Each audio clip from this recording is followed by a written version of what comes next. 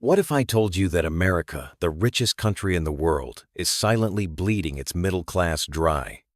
That every time you swipe your card at the gas station or walk out of the grocery store with 3 bags of food and a $200 receipt, someone is profiting from your pain? This isn't just inflation. This isn't just bad luck. This is systemic, and it's getting worse. Rent, food, gas, 3 basic things every American needs to survive have become weapons in an invisible war. A war you never signed up for. A war that's being fought in boardrooms, not battlefields. And the casualties? They're ordinary people. Families, seniors, single moms, young professionals drowning in credit card debt. Let's be real. If you feel like you're working harder than ever but falling further behind, you're not crazy. You're in a rigged game. One where the price of everything goes up but your paycheck stays the same. Where the landlord hikes your rent by 30%, the grocery store doubles prices overnight, and gas stations drain your wallet 1 tank at a time. This video is not just another news rant. It's a full-blown reality check. You're about to discover the ugly truth behind why life in America has become so damn unaffordable. Why millions are being priced out of their own neighborhoods. Why some families are choosing between paying rent or buying groceries. Why even people with good jobs can't breathe financially anymore. And here's the kicker. It's not happening by accident. In the next few minutes, we'll expose the real forces driving the cost of living crisis in America. The shadow economics behind rent hikes, the manipulation of food prices, and the dirty truth about fuel costs that gas companies pray you never find out. This isn't about politics. It's about survival. So if you've ever looked at your bank account and thought, how did it get this bad? Stay with me. Because by the end of this video, you'll know exactly what's going on and who's winning while everyone else is losing. Let's start with the one cost that's hitting the hardest and cutting the deepest rent. In cities across America, from New York to Nashville, from San Diego to St. Louis, rent prices have exploded. And it's no longer just a big city problem. This crisis has quietly spread into small towns and suburbs, into communities that used to be safe havens for working families. In 2010, you could rent a 1-bedroom apartment in Phoenix for under $800. Today, that same apartment, no upgrades, no luxury finishes, going for $1,700 or more.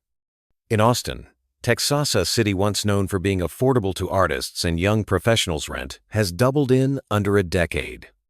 And in places like Miami, Denver, and even parts of Ohio, landlords are pushing prices so high that middle-class renters are becoming modern-day nomads. But here's what they don't want you to ask. Why? Is it just inflation? Is it supply and demand? That's the easy answer. The real answer is much more calculated. Over the past decade, private equity firms, hedge funds, and corporate landlords have quietly bought up entire neighborhoods, apartment complexes, and rental properties across the country. Companies like Blackstone, Invitation Homes, and Progress Residential aren't in the housing game to give you a fair deal. They're in it for profit maximum, algorithm-driven, cold-blooded profit.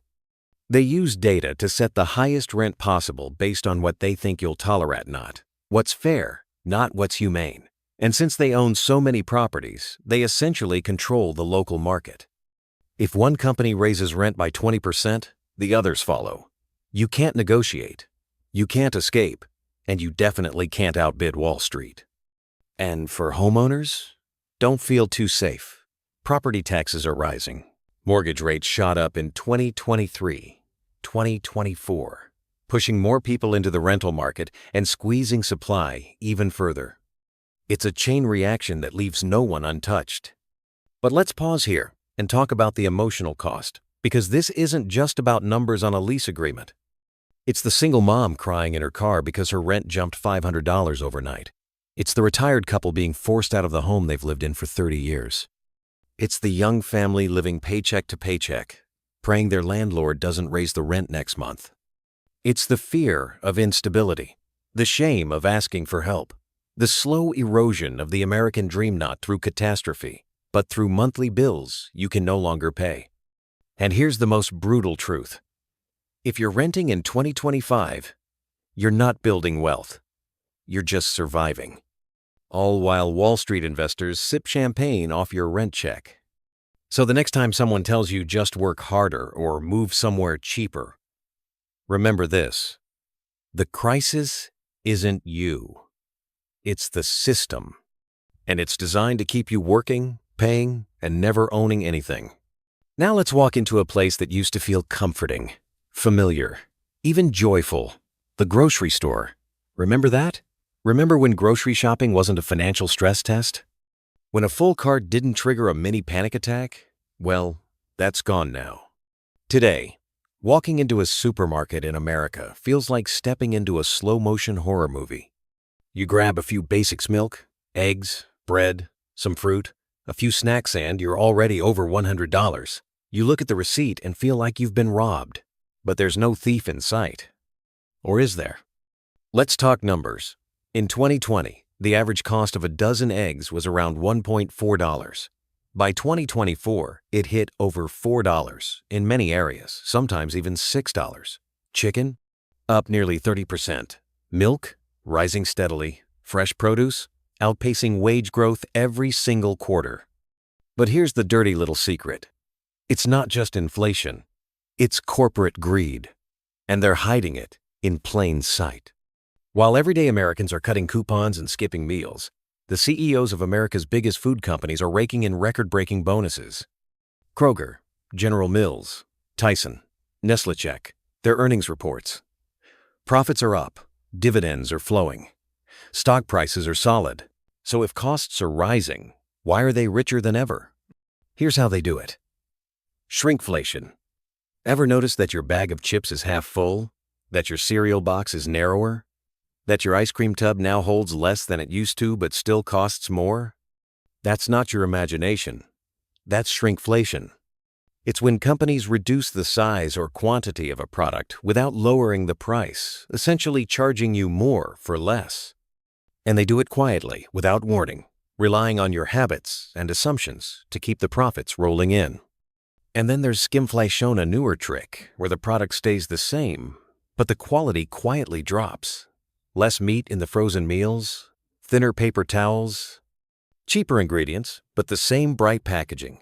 You pay top dollar, and they give you bottom barrel goods. Now ask yourself who's holding them accountable. The media? They're busy running ads for these same companies. The government? Too slow, too tangled, too compromised. The Federal Reserve? They'll blame wage growth or consumer demand before pointing fingers at billion-dollar food empires. Meanwhile, you're the one making sacrifices. Maybe you've stopped buying red meat. Maybe you've cut back on snacks for the kids. Maybe you're skipping meals to make sure the groceries last until next week. And still, the bill climbs higher. This isn't just about food. It's about dignity. It's about watching your standard of living erode. Not because you're lazy or irresponsible, but because a handful of corporations decided they'd rather squeeze you for every last cent than reduce their margins. And here's the twist. While food prices soar, wages haven't moved. The federal minimum wage in America hasn't increased since 2009. That's right, the price of food has doubled, but millions of Americans are still earning $7.25 an hour. You can't eat patriotism. You can't pay for groceries with empty slogans. And you definitely can't survive a grocery store designed to profit off your pain. This is not a temporary spike. This is a new normal, engineered by those who own the shelves, the factories, and the distribution chains. And until we start naming names, until we connect the dots between your empty fridge and their soaring stock prices, nothing will change. And now, let's talk about the one expense that hits you in the face before you even get to work: gas. That number glowing on the sign at your local station? It doesn't just tell you the price of fuel. It tells you how much freedom you have left this week. It tells you whether you can visit family, go to that second job, or just make it to your kid's school on time. Gas prices have become the invisible tax every American pays, no matter where you live, how much you earn, or what car you drive. $3.89, $4.2, $5, $5.1. You've seen those numbers flash like warning lights. They rise without reason, and fall just enough to make you think someone's doing something about it. But let me ask you this. Do you really believe this is just about oil shortages? Because while you're budgeting gas like it's a luxury, oil executives are raking in billions, not millions, billions. In 2022, ExxonMobil reported record profits of over $55 billion. Chevron, $36 billion. Shell, another $40 billion. All while you debated whether you could afford to fill up your tank or just put $20 in and hope for the best. They'll blame war. They'll blame refinery maintenance. They'll blame global supply chains. But let's call it what it really is: price manipulation with zero accountability. See, oil isn't like bananas or sneakers. It's not something you can avoid buying. It's woven into the fabric of American life. You need it to get to work, to take your kids to school, to buy groceries, to access health care. So when they raise the price, they're not offering you a choice. They're demanding a ransom. And here's where it gets even dirtier. As gas prices spike, the cost of everything else quietly rises too. Why? Because trucks run on gas. Planes run on fuel. Trains, ships, delivery vansits, all powered by energy. That $5 jump at the pump, it sneaks into your Amazon order, your Uber ride, your cup of coffee, your bag of rice. It's the ripple effect no one can escape. And it's not just about oil supply, it's about market speculation. That's right, people on Wall Street are literally betting on the price of oil going up, knowing that every time it does, your life gets harder and their portfolios get fatter. Let me ask you something personal. How many times have you skipped plans, stayed home, or canceled a trip just because of gas? How many hours have you worked just to fund your commute? You're not alone. Millions of Americans are living a life of constant calculation. Can I drive there? Do I need to? What if I can't afford next week? And while you're counting pennies, gas companies are counting yachts. But here's what they fear most: people waking up, connecting the dots, realizing that the price of fuel is not just an economic issue, it's a weapon. A weapon that drains your time, your energy, and your spirit, 1 gallon at a time. They don't want you angry. They want you tired. They want you distracted, divided, and dependent. Because tired people don't revolt, broke people don't organize, and divided people never rise. So the next time you grip that gas nozzle and feel the frustration boiling inside, remember, you're not crazy, you're not alone, and this is not your fault. So now we know the symptoms: sky-high rent, overpriced food, and unpredictable gas. But here's the question. No one on mainstream media wants to ask out loud, who's actually benefiting from all of this? Who's winning while everyone else is losing? Because in any crisis, there's always someone making money. And when you follow the money in America, it leads to the same small, insulated group, the ultra-wealthy. The billionaire class. Let's not sugarcoat this. The past few years have been an absolute goldmine for the richest people in the country. While the average American is dipping into savings, maxing out credit cards, and choosing between bills and groceries, billionaires have added trillions to their net worths. During the pandemic alone, America's 700-plus billionaires saw their wealth increase by more than $1.5 trillion. That's trillion with a T, and it hasn't stopped. Why? Because they own the companies that are raising your rent. They own the corporations that are shrinking your food packaging. They own the oil giants, jacking up your gas prices. They don't just benefit from the system, they built it, and now they're optimizing it. Let's talk real names. You've probably heard of BlackRock and Vanguard, two massive financial firms. What you may not know is that between the two of them, they own major stakes in nearly every industry that's hurting you right now. Real estate, food manufacturing, energy, pharmaceuticals, media, even tech. These are the invisible hands behind your everyday life. You don't see their logos in the grocery aisle, but they're there. When you pay $8 for a block of cheese or $70 to fill your gas tank, a portion of that money trickles up to them. And what about corporate landlords? Firms like Invitation Homes and Progress, residential backed by Wall Street, billions own tens of thousands of rental units across the country. They don't just raise rent. They set the market. They create artificial scarcity. They turn neighborhoods into profit centers. But the most insidious part? They've gamified your pain. Algorithms now dictate how much rent can rise before you break. Predictive data tells grocery chains when to raise prices without sparking too much backlash. Gas companies run PR campaigns when prices get too high, not to lower them, but to pacify you. This isn't capitalism anymore. It's engineered inequality. It's a machine that takes everything from the many and funnels it to the very, very few. And yet, they want you to believe it's your fault. That you just need to budget better. That if you only worked harder, got a second job, stopped buying coffee maybe, just maybe, you'd be okay. But deep down, you know that's a lie.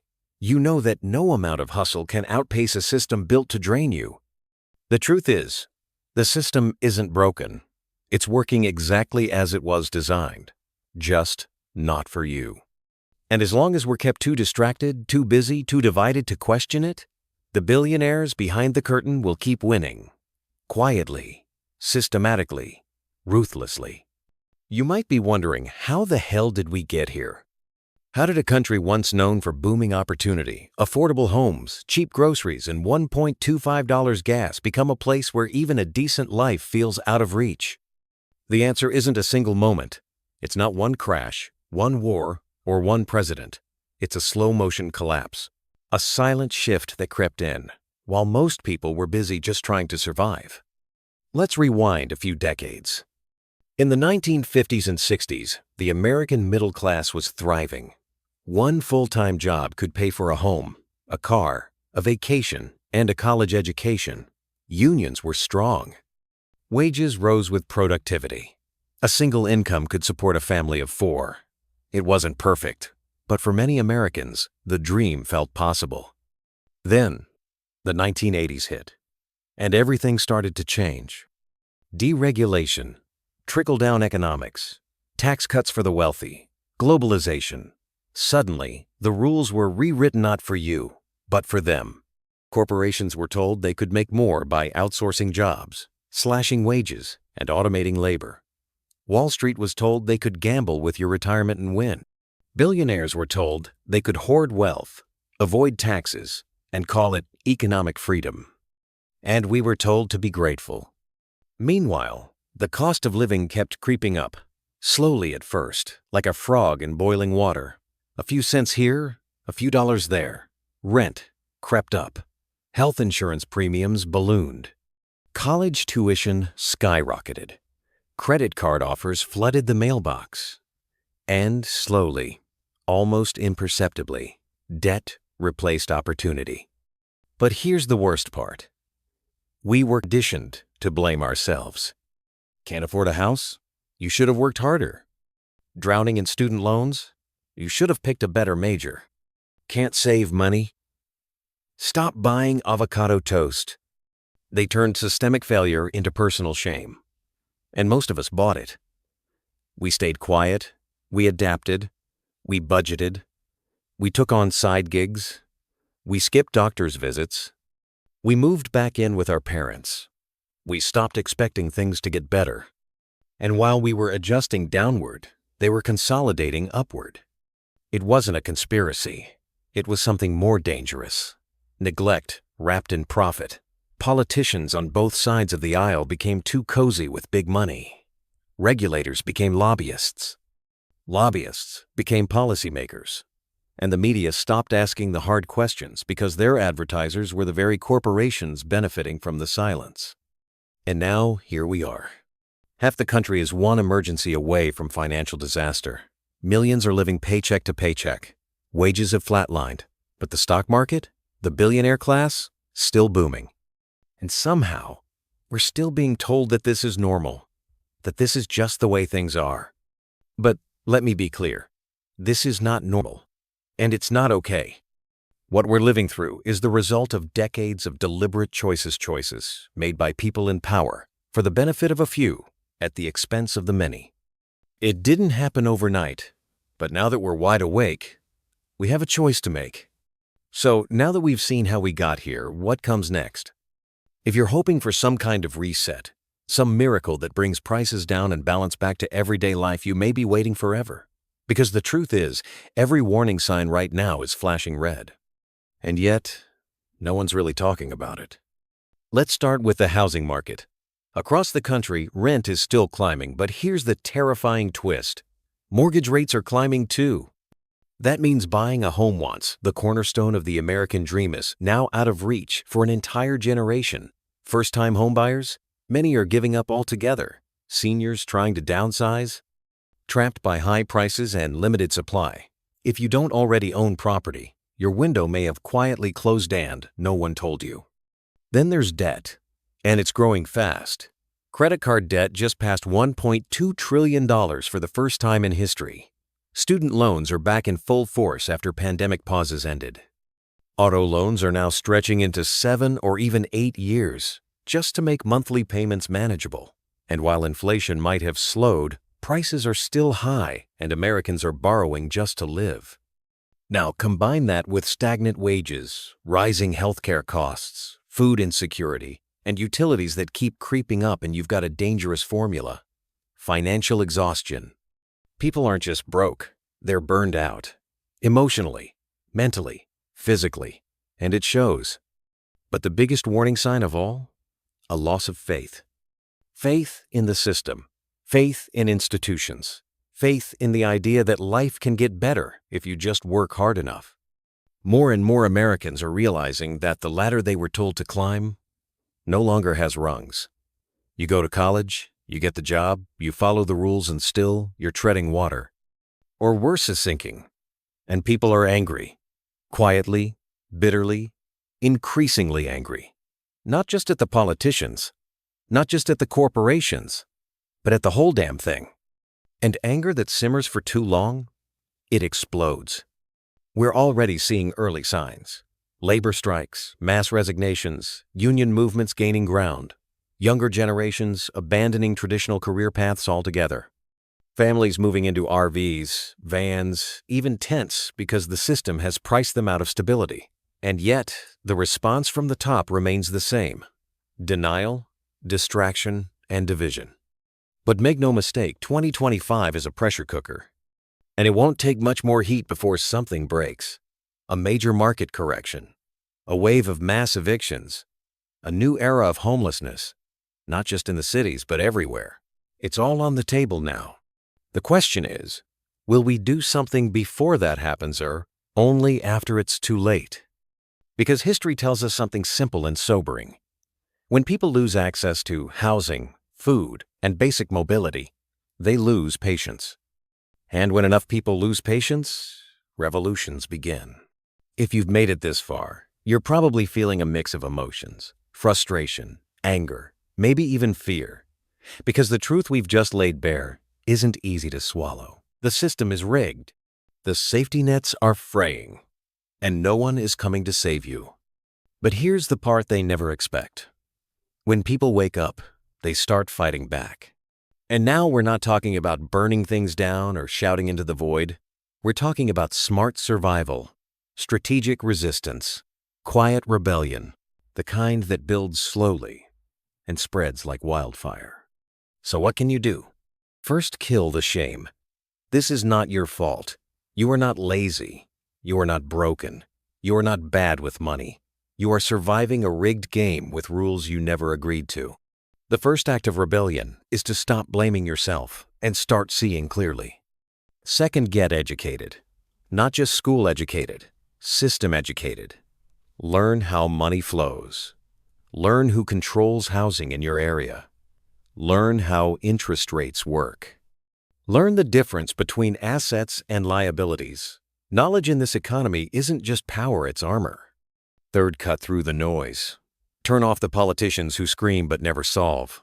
Unplug from media outlets that exist to distract and divide. Start listening to voices that challenge your thinking, expand your understanding, and offer practical tools. Build your own filter for truth. Fourth, build local resilience. In a world where national systems are collapsing, local community becomes survival. Get to know your neighbors. Barter. Share resources. Support local farms and small businesses. Because when the big chains pull out or price you out, it's the people next door who will matter most. Fifth, get lean and smart with your money. This doesn't mean deprivation. It means precision. Track every dollar. Eliminate bad debt. Save where you cannot out of fear, but out of strategy. Invest not just in stocks or crypto, but in skills. Skills that generate income. Skills that reduce dependence. Skills that help others. Sixth, say no. Say no to the pressure to keep up. Say no to consumerism disguised as happiness. Say no to the toxic idea that your worth is tied to your productivity.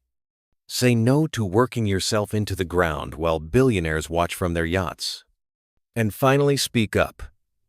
Not just online, not just with hashtags, but in your family, your friend circles, your job, your school. Talk about what's happening.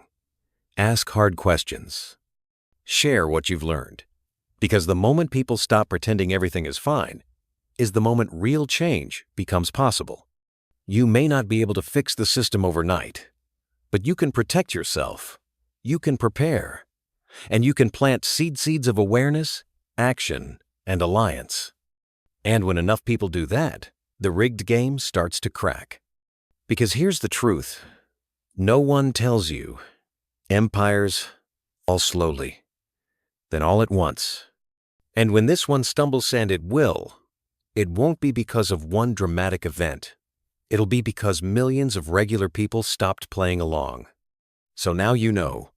The rent crisis, the food manipulation, the gas racket, the billionaires behind the curtain, the silent collapse of the American dream. But you also know this. You're not powerless. Not anymore.